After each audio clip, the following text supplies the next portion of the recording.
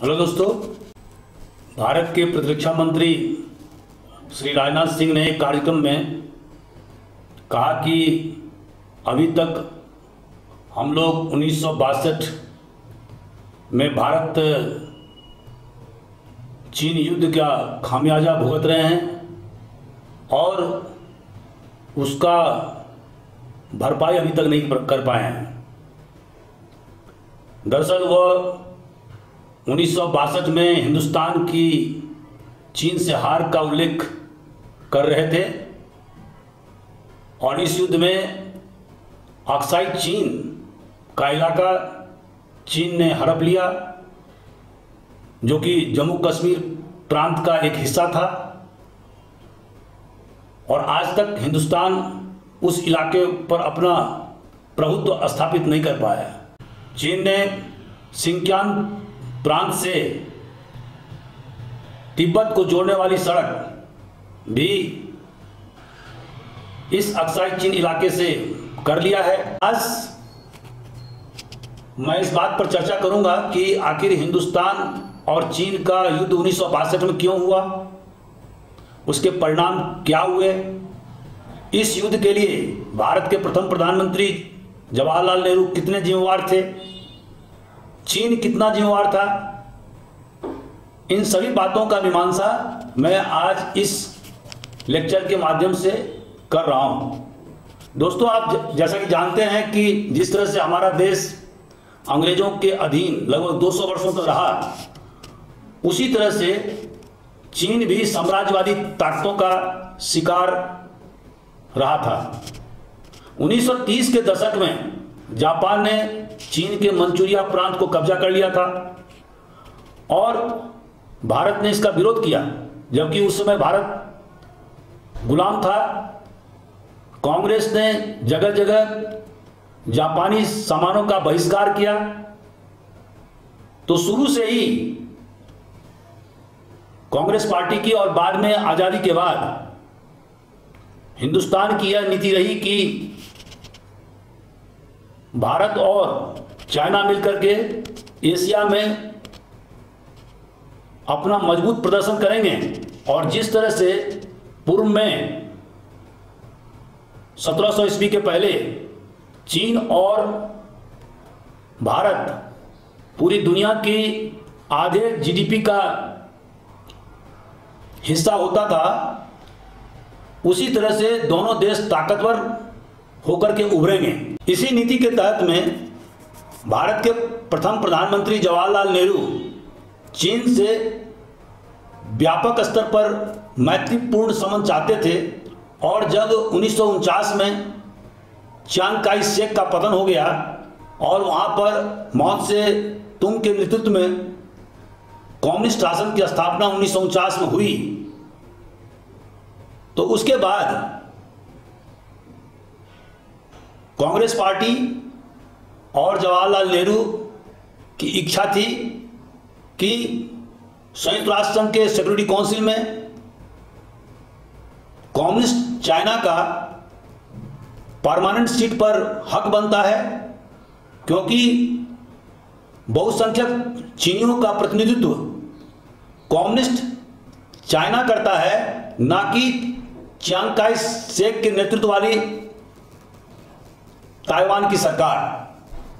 और उस समय अमेरिका ने ताइवान को संयुक्त राष्ट्र संघ के सिक्योरिटी काउंसिल का परमानेंट सदस्य बनाकर रखा था और कम्युनिस्ट चाइना का बहिष्कार कर दिया था। भारत का दृष्टिकोण यह था कि संयुक्त राष्ट्र संघ के सिक्योरिटी काउंसिल में परमानेंट सीट का हकदार कम्युनिस्ट चाइना है, ना कि ताइवान। दूसरा, भारत का यह भी दृष्टिकोण रहा कि ताइवान चाइना का एक अभिन्न हिस्सा है और उस पर चाइना का अधिकार होना चाहिए। इसी तरह भारत ने कोरिया वार में अमेरिका का मदद नहीं किया, बल्कि चाइना के दृष्टिकोण को समर्थन दिया था। 1950 में चाइना ने तिब्बत पर आक्रमण किया और उसको अपने में मिला लिया। हालांकि हिंदुस्तान ने विरोध प्रकट किया, लेकिन 1954 में हिंदुस्तान ने इसकी मान्यता दे दी और पंचशील का सिद्धांत निरूपित किया, जिसके तहत में एक दूसरे के संप्रभुता और उसकी अखंडता को सर्वोपरि माना गया। एक देश दूसरे देश पर आक्रमण नहीं करेंगे, दोनों देशों के बीच में पीसफुल कोएग्जिस्टेंस, शांतिपूर्ण सह अस्तित्व की भावना कायम की जाएगी। भले ही चाइना में कम्युनिस्ट का शासन और हिंदुस्तान में प्रजातंत्र का शासन है, लेकिन दोनों के बीच में किसी प्रकार की वैमनस्यता की गुंजाइश नहीं रहेगी। और बांडुंग सम्मेलन जो 1955 में हुआ था, उसमें जवाहरलाल नेहरू ने चीन के प्रधानमंत्री चाओ एन लाई को जोर शोर से प्रस्तुत किया था। दरअसल नेहरू ये चाहते थे कि भारत और चीन में किसी प्रकार की वैमनस्यता नहीं रहे।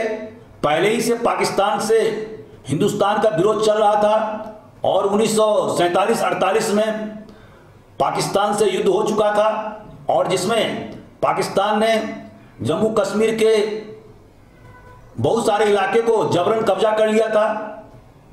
गिलगित और बाल्टिस्तान पर उनका अभी भी कब्जा है, और जम्मू कश्मीर के बहुत सारे इलाके पर अभी भी उनका कब्जा है। आज़ादी के बाद से पाकिस्तान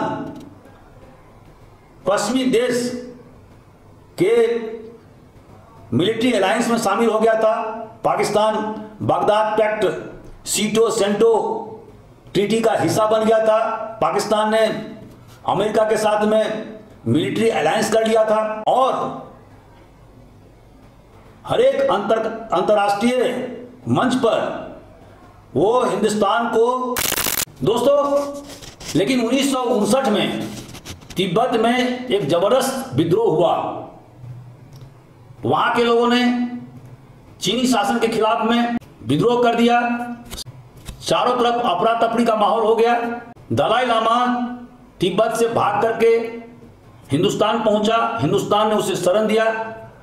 यह बात चीन के प्रमुख माओ त्से-तुंग को अच्छा नहीं लगा। उनका मानना था कि तिब्बत में जो विद्रोह की घटना हो रही है वो हिंदुस्तान के इशारे पर हो रही है। दूसरा, दलाई लामा को जो शेल्टर दिया गया था उससे भी चीन बहुत नाराज था। तो इस कारण से चीन ने हिंदुस्तान पर आक्रमण करना शुरू किया, और 1959 से लेकर के 1962 तक 3 साल के दरमियान लगातार छिटपुट सीमा पर संघर्ष होते रहे, गोलीबारी होती रही। 1960 में चीन के प्रधानमंत्री चाओ एन लाई को दिल्ली आमंत्रित किया गया था, उनसे विचार विमर्श किया गया, लेकिन उसका कोई भी नतीजा नहीं निकला। दोस्तों, जैसा कि आप जानते हैं कि हिंदुस्तान और चीन के बीच में जो सीमा रेखा है उसको मैकमोहन लाइन कहते हैं, जो अंग्रेजों के द्वारा बनाई गई सीमा रेखा है।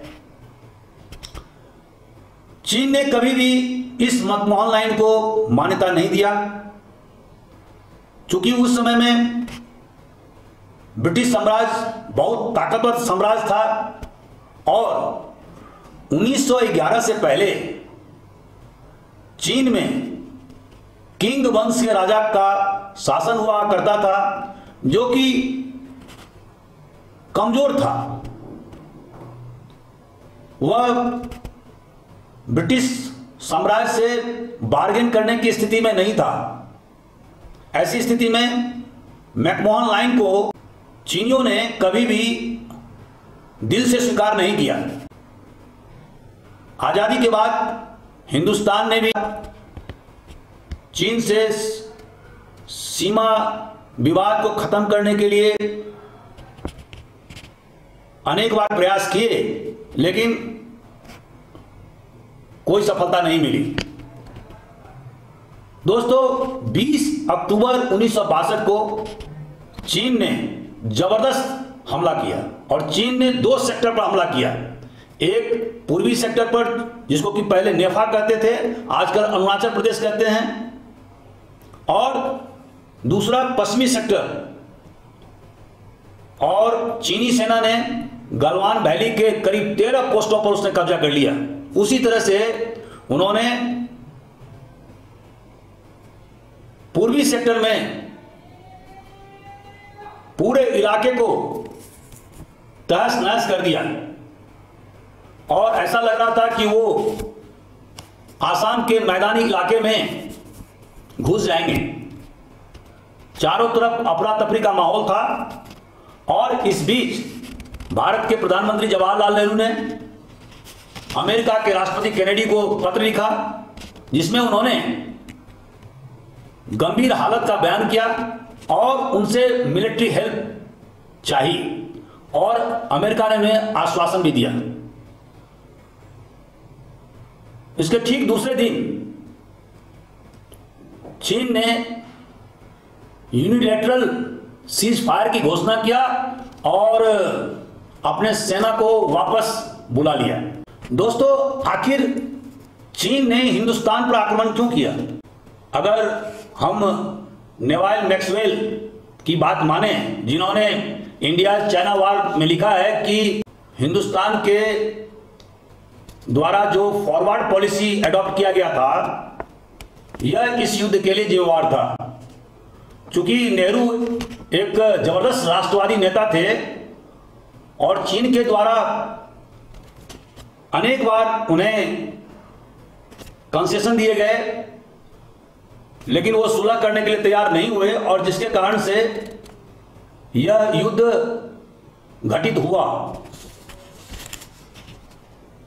दोस्तों, इसमें ज्यादा सच्चाई नहीं है। दरअसल चीन हिंदुस्तान के लोकप्रियता और बढ़ती ताकत से घबरा गया, और खास करके हिंदुस्तान की जो गुटनिरपेक्ष नीति थी, the policy of non alignment, उसको वो खत्म कर देना चाहता था, उसको डिस्क्रेडिट करना चाहता था।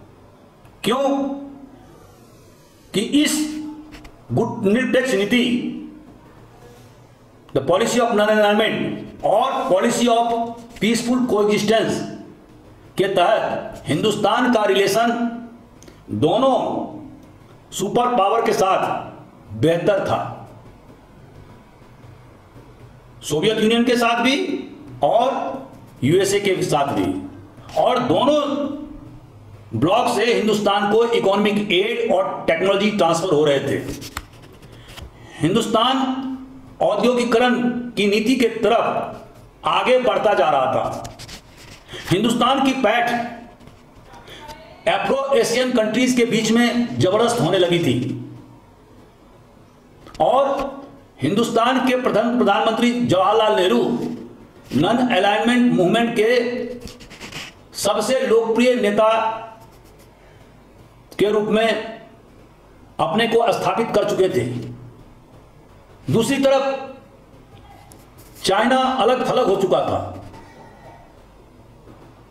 चाइना को सिक्योरिटी काउंसिल में परमानेंट सीट नहीं मिल रहा था, अमेरिका उसका जबरदस्त विरोध कर रहा था, ताइवान को भी उसने नहीं मिलाने दिया, अफ्रो एशियन कंट्रीज के बीच में भी चाइना अलग थलग ही रहा। तो चाइना हिंदुस्तान पर आक्रमण कर यह सिद्ध करना चाहता था कि दरअसल हिंदुस्तान का जो शासन है वो पूंजीवादी देशों का पिछड़कू है, और जिस तरह से रूस का हिंदुस्तान में दिलचस्पी बढ़ने लगा था, और 1962 के शुरुआत में दोनों देशों के बीच में MiG-21 एयरक्राफ्ट को मैन्युफैक्चर करने, टेक्नोलॉजी ट्रांसफर करने में सहमति हो गई थी, जबकि सोवियत यूनियन ने MiG-21 एयरक्राफ्ट चाइना को नहीं दिया था। तो चाइना यह दिखाना चाहता था रूस को कि दरअसल हिंदुस्तान की जो नॉन अलाइनमेंट पॉलिसी है या पीसफुल कोएग्जिस्टेंस की पॉलिसी है, एक झूठ का आवरण है, और जब चाइना हिंदुस्तान पर आक्रमण करेगा तो हिंदुस्तान तत्काल भाग करके अमेरिका के शरण में जाएगा और उससे रूस से जो हिंदुस्तान की जो बढ़ती जो मित्रता है उसमें दरार पड़ जाएगा। आखिर इस युद्ध में हिंदुस्तान की हार क्यों हुई? दोस्तों, बहुत सारे समालोचकों का यह कहना है कि जो सिविल और डिफेंस में जो एक कोऑर्डिनेशन होना चाहिए था वो नहीं हुआ, प्रॉपर मैनेजमेंट का अभाव था, जितना सेना की ताकत होनी चाहिए थी उतना नॉर्थ ईस्टर्न और नॉर्थ वेस्टर्न फ्रंटियर पर नहीं लगाया गया था, और जिसके कारण से हिंदुस्तान की हार हुई। दूसरी बात कि हिंदुस्तान की मिलिट्री एस्टेब्लिशमेंट इतने बड़े पैमाने पर चाइनीज अटैक को एंटिसिपेट नहीं कर पाए और जिसके कारण से वह पहले ही से तैयारी नहीं किया और जिसके कारण से हिंदुस्तान की दोनों सेक्टरों पर हार हुई। दोस्तों, कुछ लोग नेहरू को इसके लिए जिम्मेवार मानते हैं और उनका कहना यह है कि हिंदुस्तान को जितना तवज्जो मिलिट्री एक्सपेंशन पर देना चाहिए था उतना नेहरू ने नहीं दिया। यह गलत बात है। 1947 में हिंदुस्तान की आर्मी की संख्या थी 2,80,000। 1962 में यह संख्या बढ़कर के 5,50,000 हो गई। उसी तरह से 1947 में हिंदुस्तान के पास में 7 स्क्वाड्रन एयरक्राफ्ट था जो कि बढ़कर 19 स्क्वाड्रन एयरक्राफ्ट हो गया। तो यह कहना गलत है कि मिलिट्री की ताकतों में इजाफा नहीं किया गया। दरअसल नेहरू एक लॉन्ग टर्म पॉलिसी के तहत काम कर रहे थे। उनका मानना था कि जब तक कोई देश पूरी तरह से औद्योगिक इंडस्ट्रियलाइज नहीं होता है, औद्योगिकृत नहीं होता है, तब तक वो एक मजबूत मिलिट्री पावर के रूप में उभर नहीं सकता है। दूसरे देशों से मिलिट्री टेक्नोलॉजी लेने पर वो एक टेम्पोररी सॉल्यूशन हो सकता है, लेकिन किसी देश के ग्रेट पावर बनने के लिए उसको खुद अपने टेक्नोलॉजी पर, अपने इंडस्ट्रियलाइजेशन पर भरोसा करना होगा। और इसी के तहत 1956 में इंडस्ट्रियलाइजेशन पॉलिसी को बढ़ावा दिया था। दरअसल ये युद्ध चाइना के फ्रस्ट्रेशन, उसके आइसोलेशन का उपज था, जिसमें कि वह हिंदुस्तान को नीचा दिखाना चाहता था, हिंदुस्तान के नॉन अलाइनमेंट पॉलिसी को ध्वस्त करना चाहता था और जिसके कारण से यह युद्ध हुआ। अब इसके परिणाम क्या हुए? दोस्तों, इसका व्यापक परिणाम हुआ। हिंदुस्तान का सेल्फ रिस्पेक्ट अंतर्राष्ट्रीय जगत में कमजोर हो गया। जो वह अभी तक गुटनिरपेक्ष देशों का नेता हुआ करता था, उसका प्रतिष्ठा कमजोर हो गया। विरोधी पार्टी सक्रिय हो गई और उन्होंने थर्ड प्लान को, जिसमें कि लैंड सीलिंग की बात की गई थी, उसको पार्लियामेंट में ब्लॉक करना चाहा। नेहरू गवर्नमेंट के खिलाफ में 1963 में अविश्वास प्रस्ताव पेश किया गया। लगातार 3 पार्लियामेंट्री इलेक्शन में कांग्रेस की जबरदस्त हार हुई। पाकिस्तान ने समझा कि हिंदुस्तान कमजोर हो गया है, इसीलिए उसने धीरे धीरे चाइना के साथ में गठजोड़ करना प्रारंभ किया और 1965 में हिंदुस्तान पाकिस्तान का युद्ध इसी का परिणाम था। 1962 के युद्ध का एक और परिणाम था हिंदुस्तान के आंतरिक राजनीति में, और वह राजनीति थी कम्युनिस्ट पार्टी का विभाजन होना। कम्युनिस्ट पार्टी 2 टुकड़े में बढ़ गई, सीपीएम और सीपीआई। उत्तर पूर्वी राज्यों का पुनर्गठन जोर शोर से चला। 1963 में नागालैंड को पूर्ण प्रांत का दर्जा दे दिया गया। त्रिपुरा और मणिपुर को यूनियन टेरिटरी का दर्जा दिया गया और वहां पर असेंबलीज की स्थापना की गई। बाद में अरुणाचल प्रदेश को भी यूनियन टेरिटरी का दर्जा दिया गया और फिर 1987 में उसे पूर्ण राज्य का दर्जा दिया गया, जिसे पहले नेफा कहते थे। तो इस तरह से हिंदुस्तान ने नॉर्थ ईस्ट स्टेट्स का रीऑर्गेनाइजेशन या पुनर्गठन किया। हिंदुस्तान ने यह देखा कि किस तरह से पश्चिमी देश उसके साथ ब्लैकमेल करने की कोशिश कर रहे हैं। और दोस्तों, जैसा कि आप जानते हैं कि उस समय हिंदुस्तान अनाज के मामले में, फूड के मामले में आत्मनिर्भर नहीं था। उसे अमेरिका से अनाज मंगाने पड़ते थे।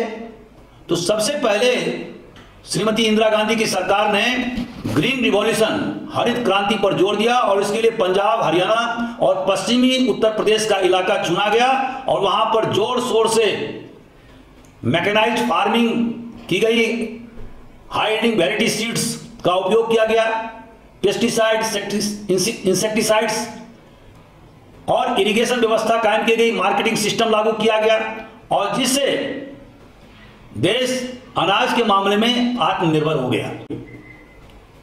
यथार्थ के धरातल पर अब इसे लागू किया जाने लगा। और दोस्तों, जैसा कि आप जानते हैं कि 1971 में हिंदुस्तान ने सोवियत यूनियन के साथ में फ्रेंडशिप ट्रीटी किया था। दोस्तों, हिंदुस्तान के द्वारा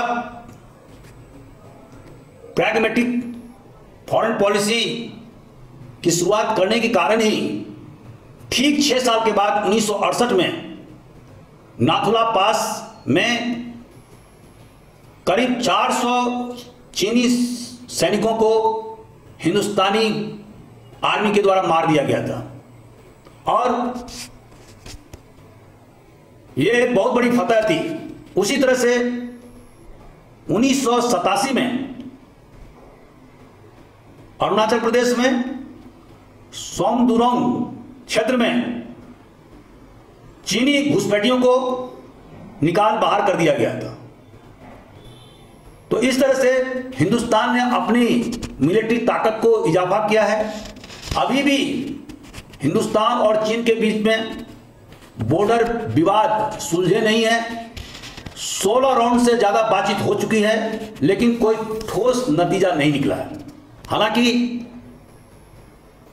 इससे हिंदुस्तान और चीन के बीच में जो व्यापारिक संबंध है, जो आर्थिक संबंध है, उसमें धीरे धीरे बढ़ोतरी हुई है, इजाफा हुआ है।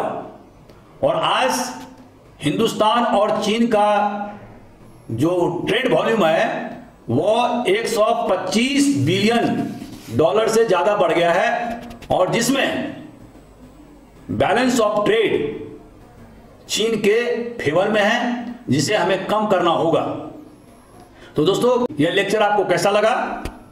आप अपना कमेंट्स जरूर हमें लिखें और अगर कोई सजेशन हो तो उसे भी हमें बताएं। Thank you very much.